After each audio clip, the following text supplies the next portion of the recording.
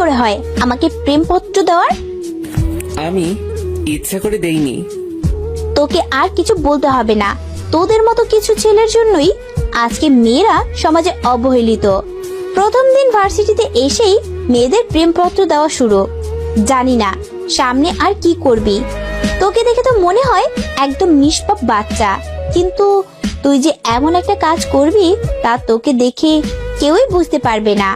আর শোন, কখনো কোনো মেয়ের সাথে এই রকম করবি না। মাথা নিচু করে দাঁড়িয়ে আছি। অনেক ছাত্রছাত্রী দাঁড়িয়ে আমাকে দেখছে। কোনো কিছু না করেও এইভাবে সবার সামনে অপমানিত হলাম। অবশ্য অপমানিত হওয়া